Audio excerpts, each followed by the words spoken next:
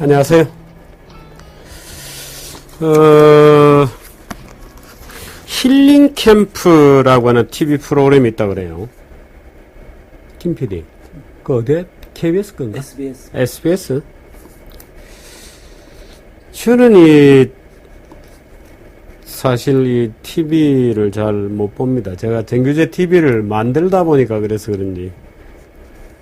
이 파시즘이라는 책이 있습니다. 이 책이 여러분들께 한 권 권해드리죠. 열정과 광기의 정치혁명 파시즘입니다. 여기 사진 한번 보시겠어요? 사진 잘 보이나요? 이게 젊은 친구들이 이제 하일 히틀러 하면서 이제 손을 탁 뻗고 있는 장면. 이게 오히려 이 흑백 사진이 낚였죠. 이 표지에 있는 바로 그 사진입니다. 김 PD 잘 보이게 좀.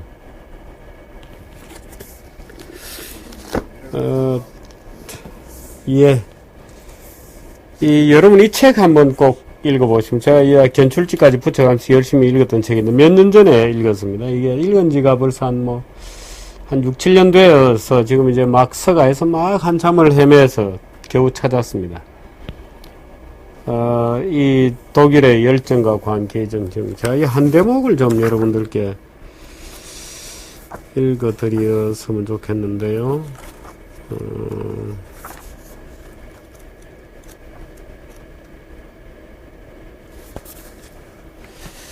지도자는 국민들을 한층 높은 정치 영역으로 이끌어 그들 하여금 정체성과 역사적 운명과 힘을 완전히 자각한 하나의 인종에 속한다는 격앙된 느낌, 거대한 집단적 창조 행위에 참여하고 있다는 흥분, 서로 공유하는 느낌의 물결 속에 푹 잠겨서 전체의 선을 위해 개인의 사소한 이해관계 따위는 잊어버리게 해주는 데 대해 감사하는 마음, 그리고 지배자가 되었다는 느낌이 일으키는 전율을 그야말로 육감적으로 느끼게 해주려고 했다.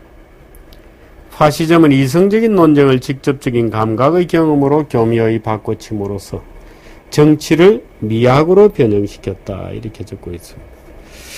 물론 이 정치 미학의 최종적인 경험은 전쟁이 될 것이다. 이렇게 1936년에 발트 베냐민이라고 하는 학자가 경고했다는 내용도 적혀져 있는데, 사실 우리 광우병, 오늘 제가 얘기하려는 주제는 이건 아닙니다만 약간 프롤로그로 좀 다른 얘기를 하나 해드리려고.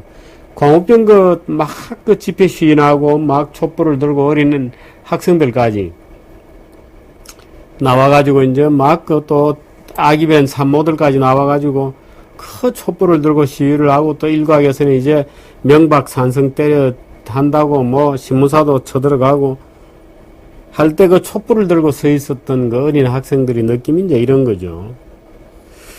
한층 높은 정치 영역으로 이끌어 그들로 하여금 정체성과 역사적 운명과 힘을 완전히 자각한 하나의 인종에 속한다는 격앙된 느낌, 거대한 집단적 창조 행위에 참여하고 있다는 흥분, 서로 공유하는 느낌의 물결 속에 전체의 선을 위해 개인의 사소한 이해관계 따위를 잊어버리게 해주는 데 대해 이 느끼는 겁니다. 이 정치 미학적.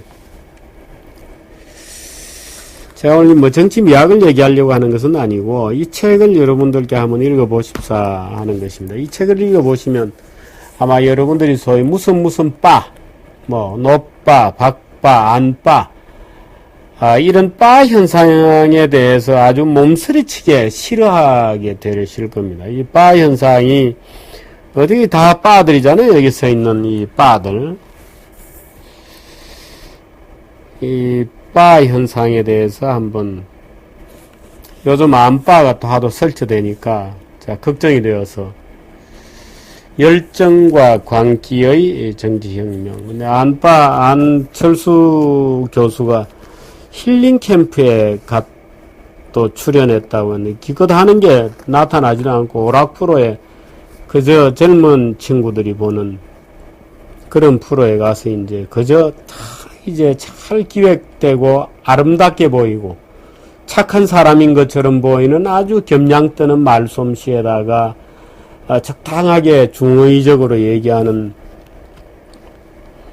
자기를 성자인 것처럼 또는 이타적 인간인 것처럼 뭐 지난번에 뭐 무릎팍 도산 가는데 나와서는 뭐 군대 가는 것도 가족에게 얘기를 안 하고 갔다 막 이랬던 모양이에요. 제가 그거를 보고 깜짝 놀랐습니다. 젊은 친구들은 아마 그 정도로 이 안 교수가 대중의 자기 자신을 돌보지 않고 전체 이익에 봉사하는 굉장한 희생자인 것처럼 느꼈는지 모르겠습니다만 제가 그 얘기를 누구한테 전해 듣고 깜짝 놀랐습니다. 자기가 군대 가는 것을 자기 가족에게도 알리지 않고 군대에 입대했다는 걸 뒤늦게 알았다. 이런 정도 같으면은 그건 분명히 굉장히 광적인 집착을 갖고 있는 사람이죠. 그 정상적인 인간은 절대로 아니죠.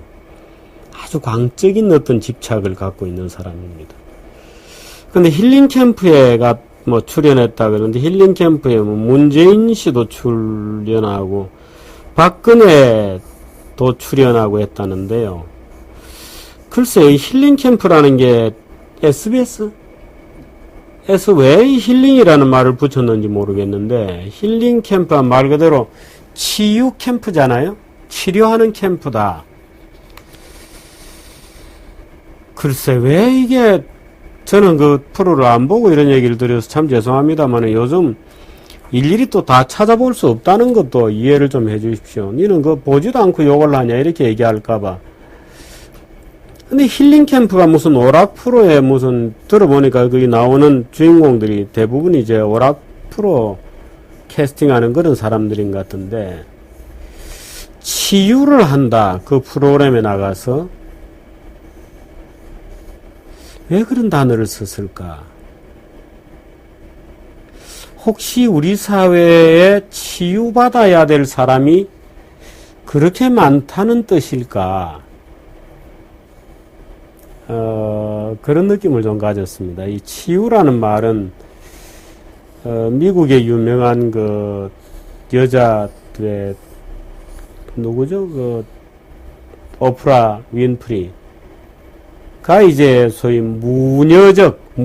무녀적 치유 능력이 있다. 뭐 이런 분석이 일부 있었어요. 그래서 오프라 윈프리에 출연한 사람들이 대개 이제 얘기를 하다 보면 아주 격앙된 어떤 내부의 불만 또는 내부의 한 같은 것이 이제 폭발하게 되고 그런 과정에서 눈물을 흘리게 되고 그 한번 털어냄으로써 소위 해원이죠.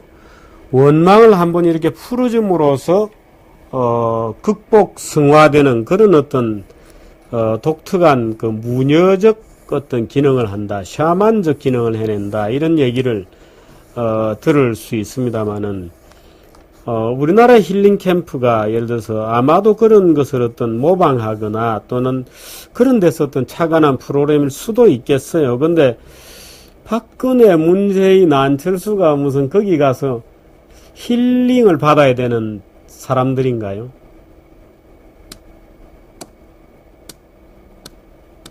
글쎄 평소에 어떤 오락 프로그램을 하는지 모르겠습니다만은 근데 히틀러를 부를 때 하일 히틀러라고 부르잖아요. 이 책에 보면요. 하일 히틀러에 대한 설명이 나옵니다. 하일 히틀러. 히틀러여 치유자인 히틀러여 이런 뜻이라는 거예요. 치료해주는 하일베르덴 뭔가 질병의 상태로부터 건강한 상태로 회복되는 이런 뜻입니다. 하일 히틀러 할 때 하일이라는 뜻이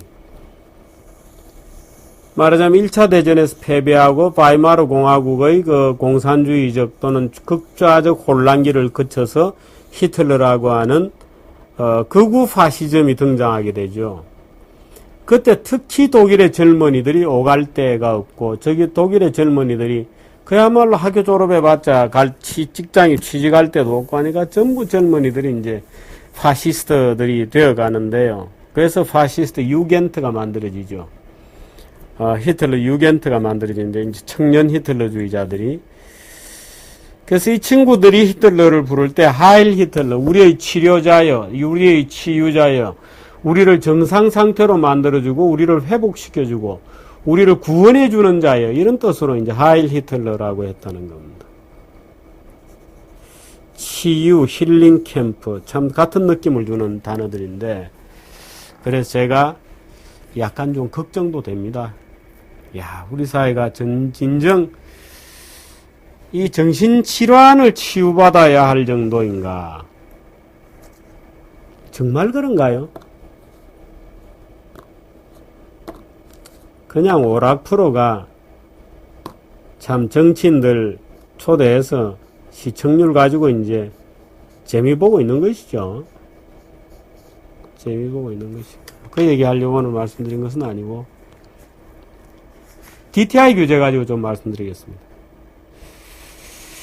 DTI가 그제 지난 주말에 MB가 이 장관들 민간 전문가까지 불러서 30몇 명이 모여서 무려 9시간 45분 동안이나 옥수수를 까먹고 저녁을 먹고 밤참으로 옥수수까지 까먹어가면서 토론을 했다 그래요. 오후 3시 몇 분에 모여서 9시간 45분 동안 규제 마인드인 장관들을 호되게 질책했다. 사실 MB가 지금 규제를 만들어내는 원흉입니다. 흉이라는 말은 좀 죄송합니다만은 말하자 MB가 그 규제를 만드는 원인을 제공하고 있죠. 왜? MB가 문제가 있을 때마다 장관을 불러다가 해결책을 내놔라고 호되게 질책을 합니다. 그럼 장관들은 그 시장에서 일어나는 일이니까 정부가 해결책이 없습니다 하면 될 건데, 장관들이 대통령이 나서 해결책을 내놔라 그러니까 장관들은 부득이 아무 안이나 내게 되죠. 그러다 보니까 시장을 비틀고 억지로 우격다짐을 하는 그런 반시장적 정책이 많아지고, 그래서 경제는 더욱더 장래 성장 가능성이 없어지는 겁니다. 아무도 안 가는 재래시장은 빨리 뭔가 다른 용도로 써야 되죠. 특히 젊은 층일수록 재래시장에 가지 않습니다. 신용카드 제대로 안 받아주죠. 가격표가 제대로 되어 있지 않죠. 사면 바가지 썼다는 느낌이 들게 되어 있거든요. 부르는 가격 그대로 하면. 비 오면 추적거리죠. 비위생적이라고 느껴지죠. 이게 진품인지 아닌지 중국제인지 아닌지도 구분이 잘 안 되죠. 그 재래시장에 안 가죠. 안 가는 시장이면은 이미 그게 하나의 소비자 선택에서 멀어졌으면 소비자 선택을 받을 수 있는 다른 방법을 개발을 해야 됩니다. 장사를 잘하고 있는 SSM을 말하자면 속된 표현으로 조진다고 그 사람들이 거기 가지 않거든요. 4월 24일자 한국경제신문 보도가 있습니다만 편의점 매출만 늘었다는 겁니다. 구멍가게 매출이 느는 것도 아니고 편의점 매출만 느는 겁니다. SSM을 규제하면 재래시장이 안 가죠. 왜? 재래시장이라고 하는 업태 자체가 이제 사양산업입니다. 근데 어떻든 MB가 그렇게 장관들을 닥달을 하고 민간 전문가들까지 불러서 경제 살리는 묘수를 내놔라 이렇게 요구를 했거든요. 묘수. 경제는 묘수로 살려지지 않습니다. 혹시 제가 여러분께 드리는 이 정규제 TV 동영상을 보시는 분 중에 나중에 우리나라의 지도자가 되실 젊은 청춘들도 많이 계시지 않겠어요? 그러면 그때라도 기억을 좀 해주시기 바랍니다. 그때 정규제라고 하는 참 이 남산골 딸깍바리가 아이디어나 기발한 아이디어로 경제가 돌아가지 않는다는 얘기를 그렇게 강조를 했다. 기발한 아이디어는 언젠가 다른 부작용을 만들어냅니다. 산업의 발달이 가는 방향을 따라서 오히려 그 방향을 촉진해주고 거기서 문제가 있는 것은 약간씩 보완해주는 것이 있는 것이지 경제는 절대로 아이디어로 되지 않습니다. 그 아이디어가 만일에 진짜로 뭔가 이익이 될 것 같으면 누군가는 이미 하고 있는 거예요. 특히 정부는 아이디어로 경제를 운영할 생각하면 반드시 망하게 되어 있습니다. 기발한 아이디어일수록 더 그렇습니다. 그래서 끝장토론 10시간 동안이나 멀쩡한 사람들 불러놓고 MB가 집에도 못 가게 하면서 아이디어 내놔라고 닥달을 했어요. 그래서 나온 게 DTI 규제 완화. DTI라는 것은 Debt to Income입니다. 소득에 대해서 데트, 얼마나 부채를 질 수 있도록 할 거냐 하는 기준이죠. DTI 규제 2011년 3월 달에 규제가 되었습니다. 투기지역은 40%, 비투기지역은 서울은 50%, 인천 경기는 60%까지 무엇의 소득의 소득 기준입니다. 데트 투 인컴이니까. LTV라는 기준도 있습니다. 론 투 밸류입니다. 그 담보 물건의 가치에 비해서 론을 얼마나 해줄 거냐는 그런 기준들인데 DTI를 완화하겠다는 안이 어제 이제 나왔고, 그 다음에 끝장 토론에서 난 아이디어 한번 들어보시겠어요? 우리나라 수준입니다. 이게 우리나라 수준인데 이거는 뭐 좌빨 우빨 가릴 것 없는 모든 시장 개입주의자들이 이렇게 생각합니다. 한번 가만히 들어보십시오. 기업들이 단체로 국내 여행을 좀 가도록 하자. 기업들이 단체로 국내 여행을 다니면 분명히 경제에 도움이 되겠죠. 근데 기업들 바빠 죽겠는데 단체로 국내 여행 가라면 어느 기업이 갈 수 있겠어요?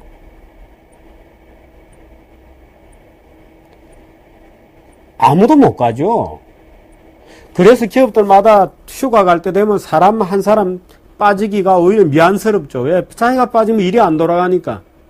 근데 단체로 가라? 휴가 반드시 가기 문화를 정착시키겠다. 장난치나요? 어른들한테 휴가 반드시 가기 문화를 여기가 하계회 하나요? 시골 촌동네도 아니고 무슨 동창회도 아니고 우리 휴가를 반드시 가기 문화를 이 현대 국가에서 각자가 하는 것이죠. 휴가 안 간 사람에 대한 보상비를 최대한 주지 말자. 기업들이 이제 휴가를 가라 그래서 법정 휴가 날짜가 있는데 바빠서 못 가면 되게 기업들이 돈으로 보상을 하죠. 근데 돈으로 보상해 주지 말고 억지로라도 가게 하자. 그래 가면 좋죠. 근데 그거야 개인 사정이 다 다른 것을. 골프장에 개별 소비세를 인하하자. 온누리 상품권의 판매를 확대하자. 온누리 상품권이 없어서 판매가 안 되나요? 민간기업의 회식을 적극 권장하자. 안 그래도 회식할 때마다 직원들이 가기 싫어 죽겠는데요. 회식 가면 늙은 부장들이 꼰대처럼 떠들고 술이나 마시고 폭탄 좀 마시고, 요즘 조선일보 같은 데는 술 마시지 마자고 캠페인 하는데 회식 많이 가도록 적극. 이게 청와대 오늘 촬영 끝나고 우리 김 PD가 나오고 회식 가야 되겠죠. 참, 민간기업 회식을 적극 권장하자. 오피스텔이나 미분양 아파트를 호텔로 전환하죠.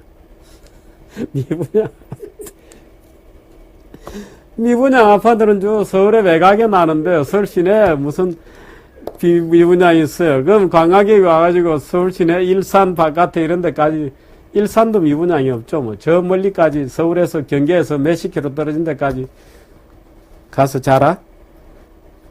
호텔로 전환하라 그러면 아마 러브 호텔들 생길 거예요. 그럼 다른 아파트는 1동, 301동, 302동은 그럼 예를 들어서 정상적인 입주자들이고 가운데 있는 302동은 러브 호텔 할까요?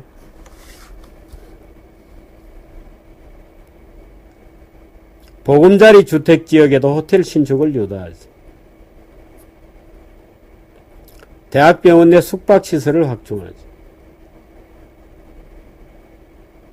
영모기지 대상을 확대하고 세제를 지원하죠. 왜 세제를 지원하나요? 영모기지라는데. 리츠 등에 대한 세제 지원을 강화하죠. 리츠는 되게 부동산 투기꾼들이 하는 건데 여기 세제 지원을 왜 주나요? 참. 중소기업 대상 금융 수수료를 낮추자.